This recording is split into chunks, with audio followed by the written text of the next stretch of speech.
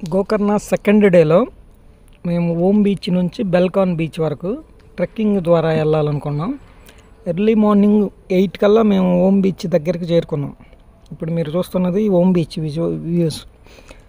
So ఇక్కడ నుంచి మళ్ళీ 12 కల్లా బెల్కాన్ బీచ్కి అనేది చేరుకున్నాం. బట్ ఈ మధ్యలో జర్నీ అనేది ఎక్స్ట్రాడినరీగా ఉంది. జనరల్గా నేను ఇంతకుముందు వీడియోస్ అవి ఇవి చూసి చాలా కష్టం ఉంటుంది అనుకున్నా.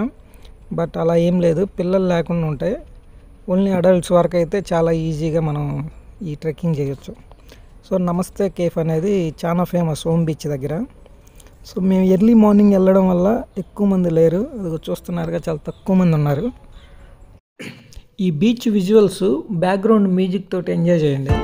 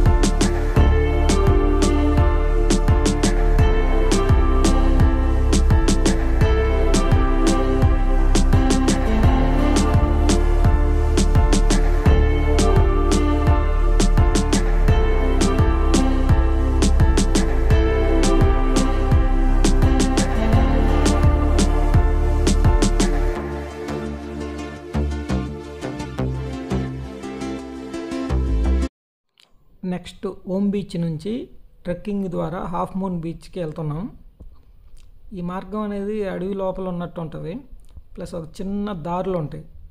ఆల్రెడీ ఇప్పుడు మీరు చూస్తున్నారు కదా, ఈ ఒక చిన్న దారులు.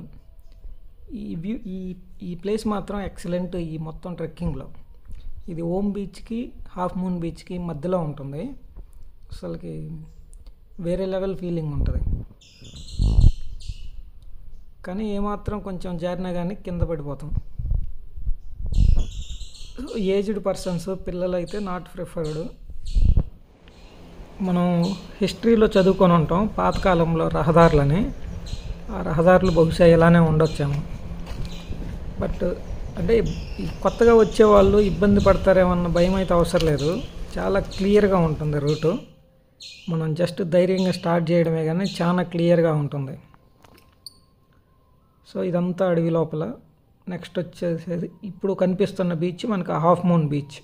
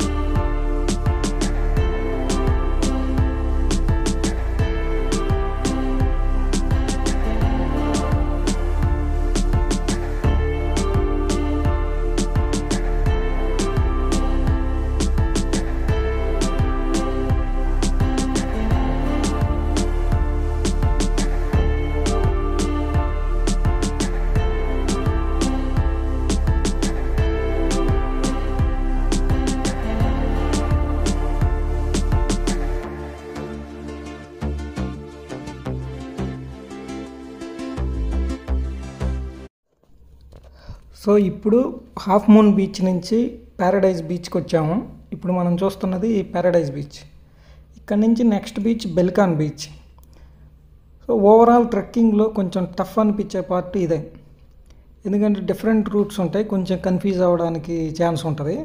సో ఇది ఒక్కటి తప్పిస్తే మిగతాదంతా కూడా చాలా ఈజీగానే ఉంటుంది. ఓన్లీ ట్రెక్కింగ్ వరకు 1.5 అవర్లో కంప్లీట్ చేయొచ్చు, మనం బీచ్లో స్పెండ్ చేసే టైం కాకుండా. సో ఇప్పుడు మనం బెల్కాన్ బీచ్ లాస్ట్ బీచ్కి వెళ్తున్నాం.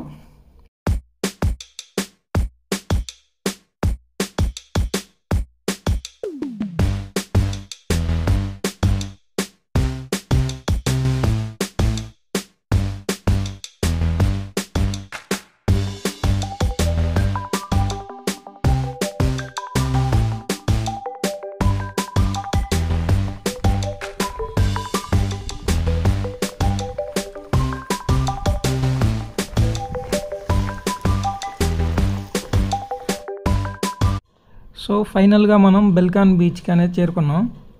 సో ఈ బీచ్ పెద్ద అంత ఇదేం లేదు, బట్ ఇక్కడి నుంచే మనకి ఆటోలు అవన్నీ కూడా అవైలబిలిటీ ఉంటాయి.